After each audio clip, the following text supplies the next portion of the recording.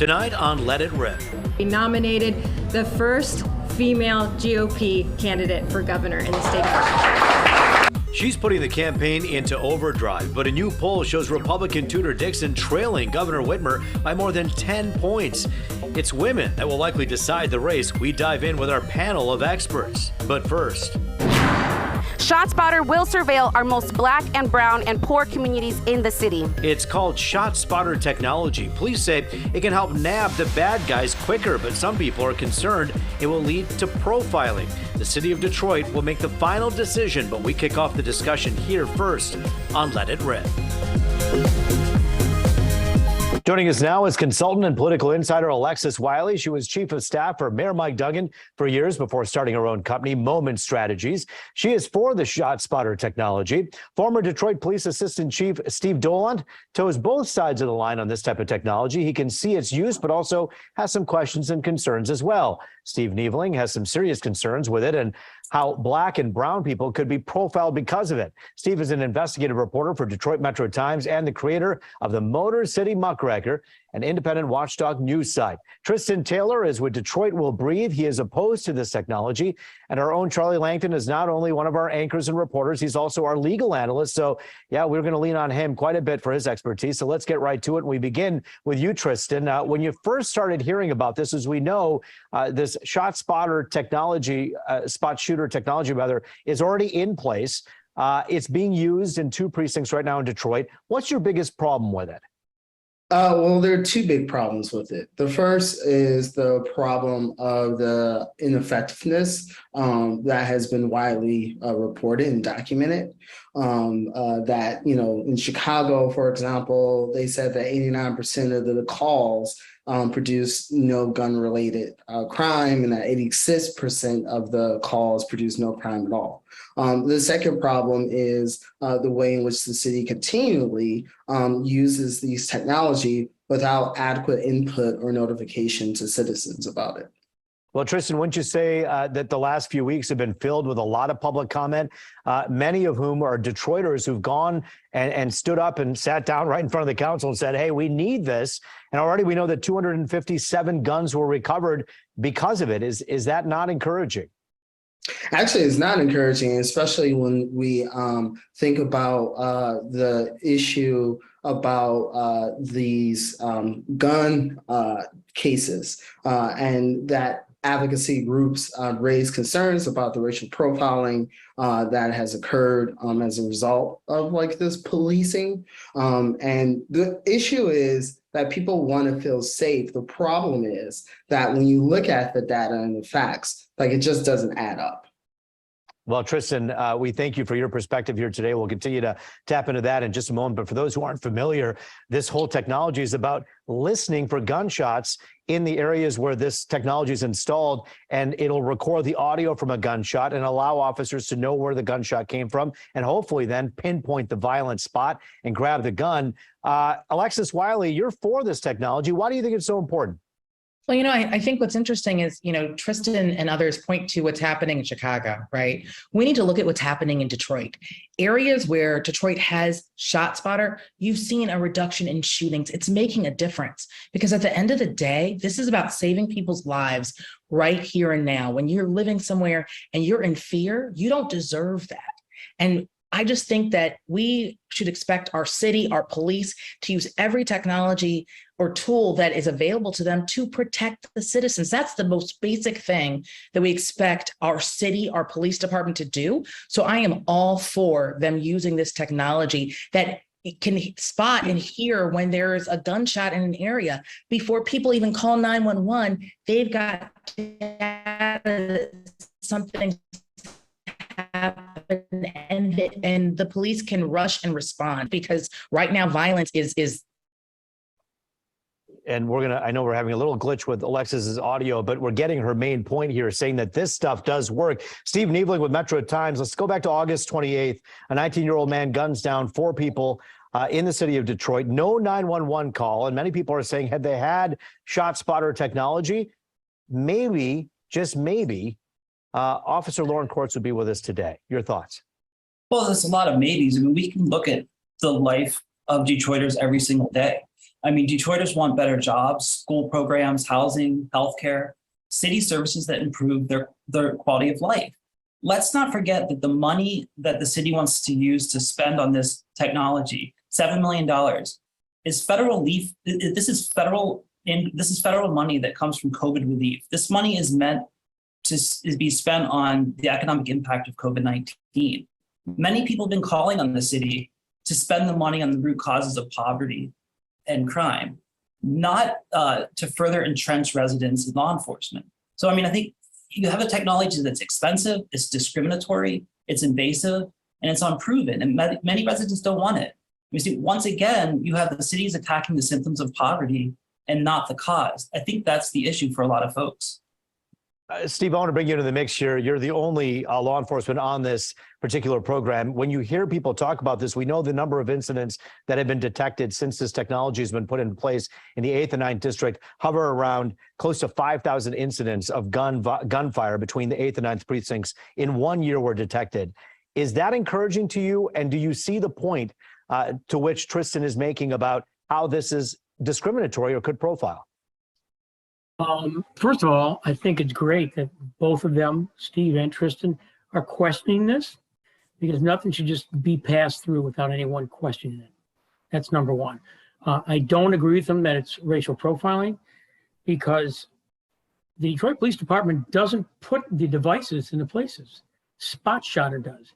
ShotSpotter takes the data from the Detroit Police Department and they pick the locations. I was talking to a police executive today, and he said, we tried to get a map of where all the triangulation points were, and they didn't have it.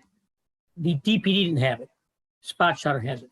I don't think it's, I agree with Steve that it is federal grant money, and it doesn't come out of Detroit taxpayers. However, if we look at all the pork that's been going on around the country since this came out, they're spending stuff on all kinds of crap. This, if you put it in neighborhoods, I've heard the thing about courts. He would have come a different way if you know where ShotSpotter was. I've heard and I've read about the Chicago report. But in Detroit, we actually have a mayor who supports the police department. And in Chicago, it's a farce. The police don't, I hate to say this, but police aren't reacting. And it's terrible. And is ShotSpot the panacea? No. Is it the silver bullet? No. But it's a tool, like a cake. You know, you build up certain things, you have to have something. So I don't agree that Charlie, it's Charlie, where do you land on this when you take a look at it from a legal perspective of those who say this could be profiling or discriminatory? I didn't hear Tristan or anybody say profiling. I don't know where that came up. He said that 90, 98, 89% of it doesn't work and there's no notification to the public. Where's the racial profile? We've got 80% of the population in Detroit is African-American. I don't understand that. Here's the issue for me is that if it's a tool for the police department, everybody should want it. Now, if you tell me you've got a cop here that says it doesn't work, I'll shut up. But if this stuff works and it can be proven to save lives, I am all for it. Now, the money issue, Steve makes a good point. Is this the best use of $7 million? That's a legitimate discussion in my mind. However, if this money is federal money, it's got to be spent somewhere, and it's got to be spent to improve the welfare of the people of Detroit. And what every election in this world, crime is one or two up there. And if this can help solve crime, I think it's a good use of money, assuming the cops think it works. But Go ahead, Alexis. I don't know if I can jump in on this piece. I think one thing that's really important for us to remember is that this shouldn't be an either or conversation, right? We can spend money on policing, but also do things to improve communities. You look at programs like Grow Detroit Young Talent, helping kids get summer jobs, making sure that we're investing in education, making sure that we're investing in opportunities. We can do all of those things and manage policing. It shouldn't be an either or conversation. Except for we don't.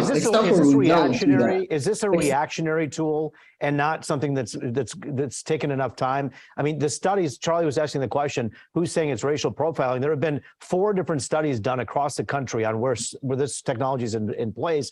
And the concerns that came up from the study were privacy, wasted resources, biased policing. Those are the 3 findings of 4 different studies, there has to be some space, some room for that to be echoed and for people to be concerned about that, wouldn't you And say? only when we talk about racism and how we deal with Black and brown people, do we have to have this extraordinary burdens of proof of whether or not something is ineffective. You have the University of Michigan put out a report raising concerns, talking about that the data itself is based off of racial profiling and stereotype and over-policing tactics of the police. So even though that ShotSpotter uses the data that they are given by I can't the speak to any of the farce other data. is the way in which this police department Kristen, real goes quick. through unaccounted. I can't even speak to the other data you're Okay. talking about, but the data that I see that is being shared with the public very clearly points to areas where there is ShotSpotter, they're seeing an impact. And if we can save lives on one block, on one corner, in one neighborhood, Including the data that show that was released by NGO organizations in January about the CCW arrest, thousands of people facing felonies, based on racial profiling. So my question to that data that is being presented to people about ShotSpotter is saving lives is how much is that overlapping with the already occurring arrests that the police are making that are gun related? But no Wait a one's minute. using this to get a Wait a search minute. warrant. How can you say it's racial profiling when there's no video? U of M does. Wait, So let actually, me I don't- wait. it's not just I me. let you talk. Let me finish, please. I didn't interrupt you. You just asked a How can you- question. You didn't Go ask ahead, questions. Steve. You said Go ahead, You just racial asked the question. profiling. Steve, go ahead. What's your point? Go ahead. How is it racial profiling when there's no video? There's no video. Detroit doesn't place the cameras. ShotSpotter does. And you're right. There is racial profiling throughout the country. This isn't racial profiling. This The white guy says. what you're going to go there really? You're No, gonna I'm go going to white go guy there because said? it's Steve, always I wanna bring- white pundits hold who are on, out there hold on. saying this Hold on, doesn't I wanna matter, bring this isn't Steve- racist. That's I mean, I think if crap. anybody's to speak on this, let somebody who's from Detroit speak on it. I think Tristan brings some big issues up on this. It draws Got issues, cops all right. to over-policed areas already. Those over-policed areas that are predominantly Black. We've seen Right. this with facial recognition technology. Everybody said it won't be a problem. There have been, what it does is it turns residents into suspects. People have very little reason to trust the police department when facial recognition turned just regular residents into suspects, people who've gone to jail because of facial recognition I technology. agree with you. The more time you have police getting into contact with residents, especially Black residents, the more likely something bad is going to happen. But Steve, what do you Maybe tell someone in someone the will lose a life. Steve, what do you do when someone from the 8th and 9th precinct are marching to City Hall every week for the last 2 weeks and sitting down, who've lived in that neighborhood for 30, 40 years, who are Black Americans who are saying, this stuff works and I want it to continue in my neighborhood. I think you should enhance it. Why wouldn't they want more police presence, whether it be through ShotSpotter or an officer patrolling the streets? Is that profiling or is that looking out for their streets? I just have to respond to that and say that, unfortunately, the hysteria that is being put out about how we deal with violent crimes in the city is accepted by a lot of residents who believe, because that is what is being presented, that these are the actual solutions. And I just want to point out, just in response to the question, U of M, the study that they released said that, quote, the past data that the system relies on is why ShotSpotter is biased. So you ask a question, I'm and sorry, that hold on. report, then you But will have Tristan, no, Sorry. Tristan, hold on. Tristan, are you arguing where the ShotSpotter is put? Is that the issue that you're arguing? Is that where the data is? You don't That's like where it's put? Because remember, ShotSpotter puts it, not the police know it, but they put it based on policing practices, data about So would you be okay if the ShotSpotter was put in areas where there's traditionally high crime rates? No, because it still doesn't solve the problem of the fact that it's highly inaccurate. But here's the thing, I just want to say this. Black cities like Detroit, majority of Black cities always get things that don't work and never get things that work. There's a neighborhood in Island View. There's a community center that isn't even open on weekends where we for its live. residents to use. And we're talking about spending money on programs, technology that doesn't work. Again, in Island View, there is a neighborhood association that's been fighting to get their community center accessible to them, that community center is not even open on weekends. Don't talk to me about spending money on this technology when we can't even remember that either or thing. Again, we don't do the or, which is why we don't have a community center that's accessible to its residents, even on the weekend. Tristan Taylor, I want to thank you for your time. Steve Niebling as well, and Steve Doland, all of you for being on this panel. I think it's an important conversation and one that hopefully people gleaned a little bit of your opinions from and were able to make their own. And we thank you for your time today. When we come back, we're going to be talking about the big spread. Governor Whitmer pulling a more than 10-point lead over Tudor Dixon in the race for the state's top job. We talk one-on-one with one of the men behind the newest polls as we tackle the gubernatorial race with roughly 6 weeks left until Election Day. That's next on Let It Rip. Welcome back to Let It Rip. The newest poll numbers from MIRS GCSI Life Insurance Association of Michigan show Governor Whitmer with a 10-plus point lead over Tudor Dixon. The new poll just released this week. Kyle Melinn with MIRS, or Michigan Information and Research Service, joins us tonight. Republican Tori Sachs with Michigan Freedom Fund says Dixon has a lot of steam behind her campaign and the support from voters to match that. Alexis and Charlie, of course, with us as well. Let's get right to it. We'll begin with Kyle. All right, Kyle. These numbers that just came out this week, fresh off the press, so to speak, what do they look like for Tudor Dixon? Well, it looks like she's stuck in neutral is what it looks like. She's at 40% to Gretchen Whitmer's 51%. And it's basically where she's been at in all of the public polling that we've seen up to this point, whether it's been the Free Press poll or the Detroit News poll. She can't seem to get off of 40%. Her favorability numbers are still underwater. She has a bigger percentage of folks who have an unfavorable view of her than a favorable view. It's 34% to 44%. This race seems to be stuck in neutral, but there are a couple things that I thought were worth noting that I thought were different. First of all, Joe Biden's popularity number. It has gone from 38% to 45% in just 3 weeks. So his view, or what people view of him, has gone up. The other striking thing is in the Attorney General and the Secretary of State race, the Republican nominee is unknown by 80% of the public. I think those were the highlights of this particular poll. Tori Sachs, you hear those numbers. You just heard what he said. 80% of the people polled didn't know who DePerno is. Does that concern the Republican Guard here in Michigan? Look, I've run statewide races in Michigan for the last decade now, and I will tell you, Republicans are getting harder and harder to poll. The polls are all significantly wrong in 2016. Now, with how the media is attacking Republicans, what Joe Biden is saying about Republicans, I ran, 31 races my group spent in the primary. And pulling Trump Republican voters is almost impossible. So the Republican pollsters are really working on it. I really don't trust these media polls at all. They've been wrong time and time again. Look, Dana Nessel, who is our current Attorney General, has called for a drag queen in every school. The Michigan Democratic Party has said that parents don't have a role in the classroom. So I think as voters learn that, as they see what's happening now with the Michigan Department of Education, telling teachers to keep things away from parents. As parents, I'm a mom, I have 4 young girls. As a mom, the other moms I talk to, they say, you know what, that's not what I want. And as voters are learning about this, they're really turning to Republicans. And I think it's time for Gretchen Whitmer to say, if she agrees with Dana Nessel, if there should be a drag queen in every school.